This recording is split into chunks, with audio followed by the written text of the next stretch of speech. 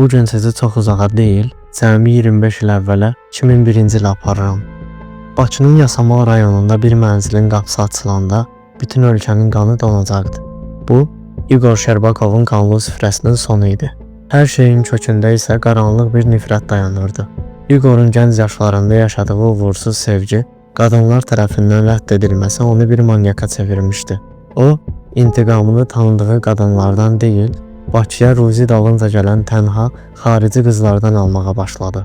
Həmin o meşələrin dərinliyi İqor üçün həm bir zövq yeri, həm də qanlı bir qəssabxana idi. Onları istirahət vədi ilə Xaçmazın sıx meşələrinə aparır, orada öz qanlı istəklərini reallaşdırırdı. Gəlin, o qızları Xaçmazı necə tələyə saldığını elə özündən eşidək. Siyahtan qızlar gəlirlər, cavan 20 yaşında, 21 yaşında belə. Tanışıram onlarla, aparıram Xaçmaz rayonuna. O qədər meşəlikdə bizdə bir ev kimi var idi. Ev var idi? Özümüz düzəltmişdik, mənim padenikum var idi. Onun da arvadı oldu idi. Amma İqorun vəhşiliyi meşələrdə bitmirdi. O meyitləri Bakıya gətirir və Yasamaldakı iyrənc mətbəxində parçalayırdı. İqor Sintaqa verdiyi ifadəsində heç bir peşmançılıq çəkmədən o sarsıdıcı cümləni işlədir.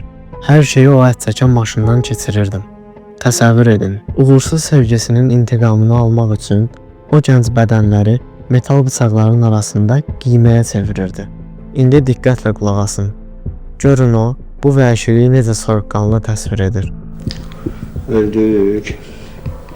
Əti məsəlib qalan bıraxırıq, ət maşından bıraxırıq. Ne edirsiniz? Ət maşından. Et maşından bırakırdınız kızları. Və bu dəhşətin ən ağırlı tərəfi İqor həmin insan qiyməsini Bakının qutabçılarında, ucuz yeməkxanalarında heyvan ətidir deyib satırdı. İnsanlar o dövrdə Yasamalın döngələrində o qutabları yeyərkən əslində bir manyakın qurbanlarını dadırdılar. 2001-ci ildə o mənzil ifşa olunanda soyuducudan çıxan insan üzvləri bu vəhşətin rəsmi sübutu oldu. Gəlin bu qanlı etirafı bir də onun öz dilindən duyaq. Ürəyiniz soyumurdu. Mən 7 nəfəri tək aparmışam. Sayması bir ilin içində nə qədər aparmışam. Hardasa belə saysa 60-50 nəfər var.